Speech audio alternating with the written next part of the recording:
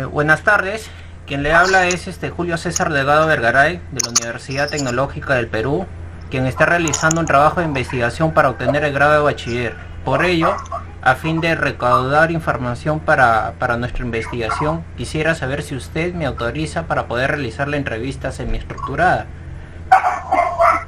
Sí, le autorizo. El cual es con fines académicos, ¿no? Con el único objetivo de analizar la teoría del triángulo de fraude y la aplicación de las normas éticas en el proceso de contrataciones públicas en el Ministerio de Cultura año 2020. ¿Me podría brindar su nombre, por favor? Cristian Talla. ¿Su profesión? Abogado. ¿Especialidad? Derecho contractual. ¿Su cargo? Abogado en institución contractual.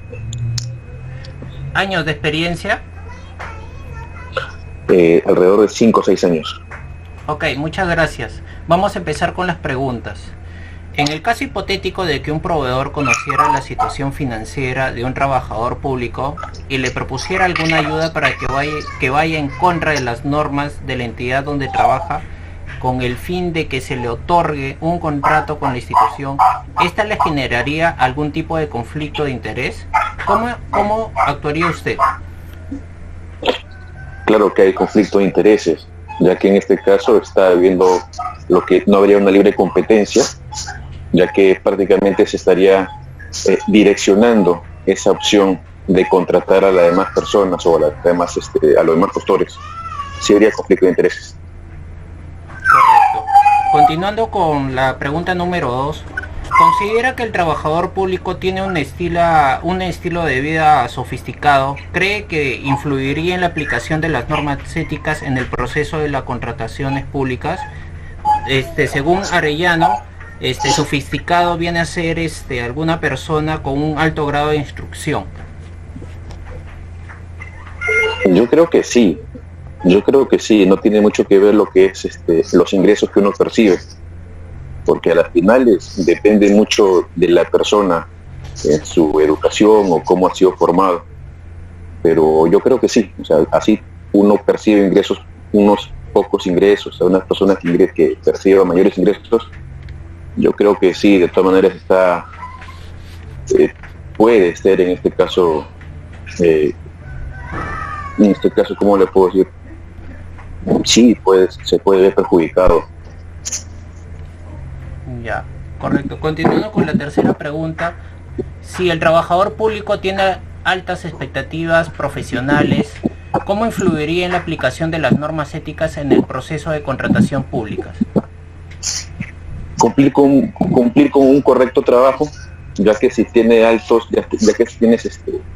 si tiene planes a futuros en crecer profesionalmente, yo creo que no tendría por qué arriesgarse, ya que en este caso, si es que lo descubren, si es que lo denuncian, prácticamente lo deshabilitan, ¿no? Por un periodo de años, y además su hoja de vida queda manchada, en otras palabras, ¿no? Ah, ya, correcto. Siguiendo con la otra pregunta, ¿cómo influirían los reconocimientos económicos a los superiores en la aplicación de las normas éticas en el proceso de contrataciones públicas? ¿A qué te refieres con influirían a los superiores? Que se le... No te preguntar. Ajá, lo que pasa es que pueden haber reconocimientos, pues, ¿no? A los superiores en el tema, no sé, un reconocimiento económico. ¿Influye eso en la aplicación de las normas éticas dentro de un proceso de contratación? Sí. Eso ya sería soborno, ya pues. Ya te refieres a un soborno. Ajá, si podría haber algún acto de soborno, no sé, o favoritismo mediante el cual... Sí hay, sí hay, prácticamente sí hay sobornos, en este caso a los altos funcionarios, ¿no? A los encargados de esas áreas, sí hay sobornos. Una vez que sobornas a los altos funcionarios, simplemente ellos direccionan mediante sus subalternos para que sigan sus indicaciones. Sí existe el soborno. ¿Y cómo diría usted en el tema de la aplicación de las normas éticas, bajo su criterio? Un control más estricto mediante los órganos internos, ¿no? De cada institución, Es lo único, un control más estricto, tener comunicación de repente con los empleadores, con los jefes, con los proveedores. Es la única forma, aunque es un poco complicado, ¿no? Pero demostrar que haya corrupción, soborno, ¿no? Tienes que explicar un trabajo muy estricto ahí en detectar estos tipos de problemas. Ya, correcto. ¿Cómo influye bueno, siguiendo con la otra pregunta, cómo influye la falta de transparencia en la institución en la que labora el servidor público en la disminución de la aplicación de las normas éticas en el proceso de contrataciones públicas? En este caso es con respecto a la ley de transparencia que maneja cada institución. Ahí deberían de realizar lo que es colgar, actualizar su sistema en su mismo portal, ¿no? Para que puedan ver las demás empresas por qué no han sido evaluadas o por qué han sido eliminadas o anuladas, ¿no? Eso más que nada se refiere a eso. Ya. Continuando con otra pregunta, las falencias de los procesos y o procedimientos de contrataciones de las instituciones del Estado permiten que el trabajador público distorsione un proceso a su favor. ¿Por qué? En el caso, ¿no? Sí se daría. Claro, sí existen. O sea, hay casos de que, por ejemplo, en las compras menores a 8 ITs, ahí lo que yo veo es donde hay un poco más, se puede manipular por parte del mismo funcionario, se manipula, ¿no? Ellos pueden direccionar a qué postor ayudar, a qué postor pueden direccionar, ¿no? Con fines de lucrar ellos mismos, ¿no? De lucrarse, porque prácticamente son los que manejan todo el proceso. Las personas encargadas de la actividad son los que manejan el mismo proceso. Son los que manejan, como es un proceso rápido, ¿no? Eso es lo que puede pasar. Ya, correcto. Siguiendo con otra pregunta, ¿de qué manera se podría prevenir los conflictos de intereses personales en los miembros de una comisión de contrataciones del Estado? La única manera es que no sean unánimes en el momento de elegir a un postor a quien apoyar. A veces hay conflicto de intereses porque son conocidos, más que nada son conocidos, y otra persona, hay más que nada el conflicto de intereses se aplica ahí, o sea, se ve ahí. Cuando son varias. ¿Qué quiere decir cuando no describe unánime, cuando me habla de unánime? Que sea una empresa, bueno, en ese caso que sea una empresa que todas conozcan o que van a recibir un porcentaje igual en ganancia, porque hay, es por eso. Ya.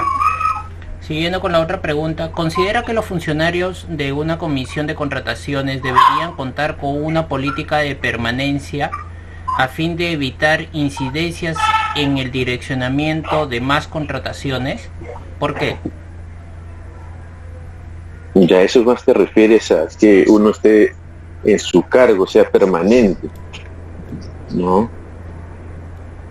Puede ser, no, también puede ser, mayormente las personas que trabajan en el ambiente de contrataciones, uno se mueve mayormente a otro trabajo, a otro centro laboral, mayormente por las expectativas económicas, ¿no? Uno lo que busca es crecer profesionalmente y también tener mayores ingresos. Si en una empresa te pagan un monto A y en otra empresa te pagan el monto B, obviamente que va a ser, uno va a buscar siempre un monto mayor. Yo creo que por eso a veces una persona en ese ambiente no busca una estabilidad, ya que busca una mejor calidad de vida. Es lo único, es por eso que no hay permanencia. Correcto. Siguiendo con otra pregunta, ¿en su institución aplican normas y o políticas contra sobornos? ¿Qué medidas de supervisión y control conoce? La única que conozco es la que tenemos actualmente es control interno, que es una fiscalización posterior o durante o posterior, ¿no? del proceso, lo único. O sea, es una fiscalización. se podría decir que este tipo de control interno aplican en su institución contra los sobornos, ¿no? Sí, así es. Ya, correcto. Siguiendo con otra pregunta, ¿usted considera que la remuneración económica de los funcionarios condiciona a la realización de actos de corrupción en los procesos de contratación? ¿Por qué? Sí, definitivamente que sí, ¿no? A veces una persona desea tener más ingresos, tener ingresos extras, pero lo que no se da cuenta es que esos ingresos extras pero vienen o son malvenidos, ¿no? Mal habidos, mal venidos. No, es un poco riesgoso, es más que nada por los ingresos, sí, es un ingreso intermedio, digamos, pero una persona en este caso desea tener un poco más de ingresos, no importa de repente qué tipo de acciones tomar con ese dinero, con la forma como ingresa ese dinero, más que nada por eso. Pero por el hecho de querer tener un poco más de dinero, caen en ese tipo de actos de corrupción, ¿no? Correcto, claro. Muchas gracias. Siguiendo con otra pregunta, ¿usted considera que el funcionario público debe cumplir con el código de ética, conducta y soborno? ¿De qué manera? Sí, ¿de qué manera positiva influiría en los procesos de contratación? Sí deberían, ¿no? Todos los funcionarios deberíamos de aplicar eso. ¿De qué manera? En la celeridad de los procesos, en la rapidez, en la honestidad, ¿no? Porque muchas veces uno en este caso, hay funcionarios que demoran en el proceso, por lo mismo que tienen que ver sus intereses, a quién le van direccionando. A veces un funcionario hasta a propósito direcciona, o a propósito mancha, o busca cualquier cosa que interrumpa el proceso, o suspenda el proceso, o hasta la anule, con tal de que no haya ganado, en este caso, su opción, ¿no? Correcto.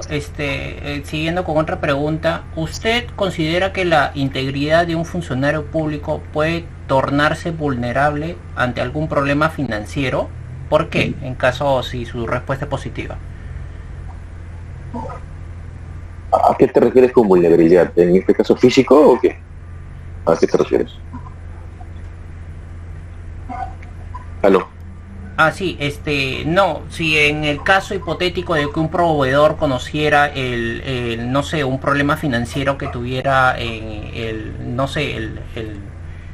el caso de ustedes que manejan el tema de contrataciones, y les propusieran un incentivo para que les puedan hacer ganar, ¿eso influye en su integridad como funcionario público al se puede tornar vulnerable? Sí, claro que sí. ¿Por qué? Claro que influye. Ajá. Te influye, ¿no? Porque en realidad, si la empresa X detecta por ahí que tiene seguramente algún problema con una entidad financiera, y en este caso ellos, con tal de ganar tu empatía o ganar o para que le puedas ayudar en una contratación para que puedas ser ganadora, te indican de que te pueden ayudar o pueden ayudarte de repente de ese pequeño problema.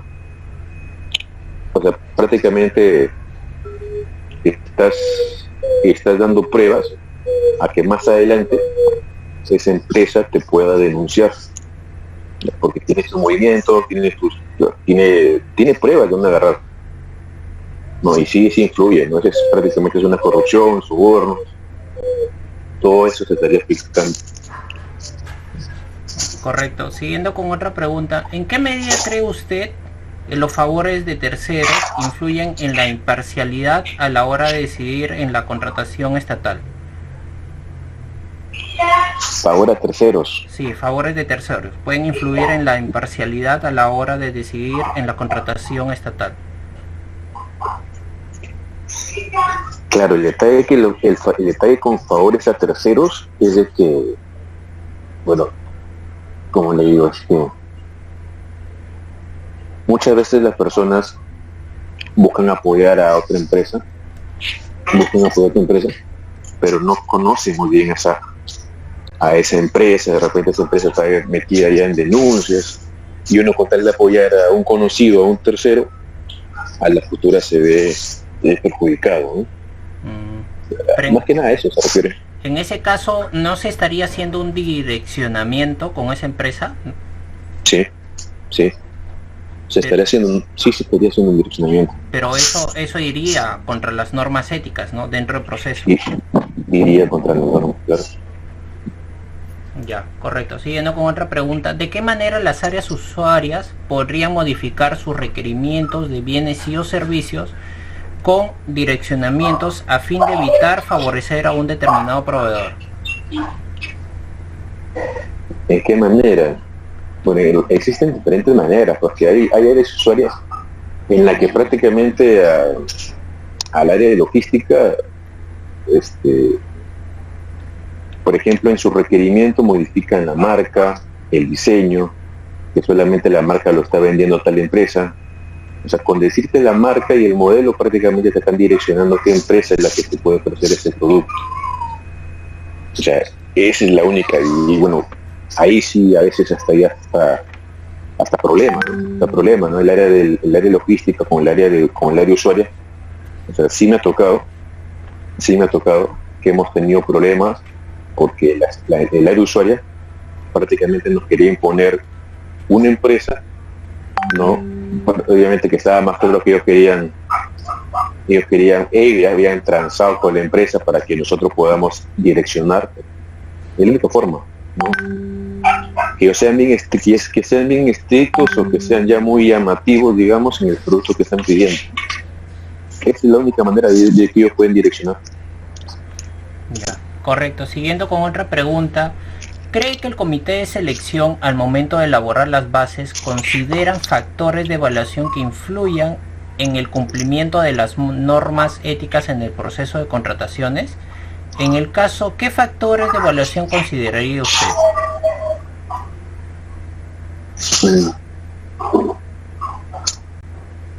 Hay una cláusula que en todos los contratos colocamos, que es el contrato de la cláusula de anticorrupción. Es la única cláusula que colocamos. No, es lo único. Estas cláusulas de anticorrupción, ¿tienen conocimiento todos los expertos que están dentro de un comité de selección? Sí, está todo. Es una cláusula que va en el contrato. Es más, lo plasmamos en el contrato esta cláusula. Y ahí este tipo de cláusula, ¿me podría describir un poquito qué es lo que quiere decir esta cláusula? Tiene que ver un poco sobre el código de ética del trabajador. Mencionamos un poco de ética del trabajador. En este caso, el soborno, el direccionamiento. O sea, hay varios tipos, hay varios contenidos que mencionamos en el contrato. Es lo único que mencionamos en el contrato cada vez que tenemos que firmar. Ya, correcto. Muchas gracias. La última pregunta. ¿Considera que las empresas seleccionadas como proveedores de bienes y o servicios puedan adicionar recursos innecesarios a la ejecución del proyecto con el único fin de cobrar gastos adicionales? ¿Por qué? Se ha pasado de que solicitan una ampliación del contrato o un aumento del contrato, obviamente con la finalidad de que, como vieron que en el primer contrato han obtenido una ganancia ilegal y no ha habido seguramente un control a esa primera ganancia o ese primer contrato, ellos lo que desean es ampliar mediante un segundo requerimiento, amplía y obtienen una mayor cantidad. Es todo el dinero ahí. Ven la forma como tener mayores ingresos. ¿En ese caso estarían sacando vuelta a la ley o no? Sí. O sea, en el proceso, en este caso, sí está permitido lo que es la ampliación de un contrato, seguramente por temas de obra, de construcción. O sea, sí está permitido, pero lo hacen con una doble intención. Lo hacen con una doble intención. Ya. En ese caso sí estarían incurriendo código de ética porque su intención sería mala, ¿no? En el momento de poder querer obtener un mayor porcentaje, ¿no? De lo que ya tenían en su contrato. Claro, todo lo que tiene que ver ya la corrupción, ya, ¿no? Claro, ellos desean obtener un mayor porcentaje, ¿no?, de esa ganancia. Como no hubo intervención seguramente de control interno en un primer momento, desean seguir sacando más porcentaje, más ganancia. O por último también, como saben de que ellos no son permanentes, lo que hacen es sacarle el jugo en ese momento y después ellos simplemente se retiran de ese trabajo o de esa institución, ¿no? Para que no le puedan abrir proceso, ya le abrirán proceso luego, ¿no? Pero ya la mesa, como se dice, ya la mesa estaba servida. Correcto. Y en el caso hipotético, bueno, ¿no? Dentro de esta pregunta de que ellos proponen o quieren adicionar estos recursos, ¿qué área es la que le va a decir si es correcto o no es correcto?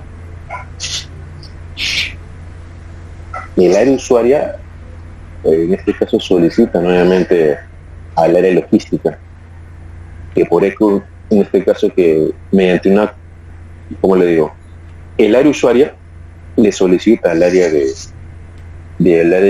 abastecimiento, de logística, indicando que las obras no se concluyen, o que por falta de presupuesto, el dinero se está agotando, y han hecho un mal cálculo. El área usuaria con el abastecimiento ya tendrían que ver ellos la previa coordinación. Correcto. Muchas gracias. ¿Tendría algunas recomendaciones o que nos podría dar a nosotros a conocer? Una recomendación. Sí, para terminar, ¿algún tipo de recomendación? Claro, sería de que se aplique mayormente, que se aplique lo que es el código de ética del trabajador, no solamente en el área de abastecimiento o de logística, sino es a nivel ya de todas las instituciones, ¿no? De todas las instituciones, y también que control interno, interno mediante la Contraloría, inclusive podría haber en este caso estar pidiendo información, o sea, es lo único que te podría decir, el único control interno. Ya, correcto. Muchas gracias.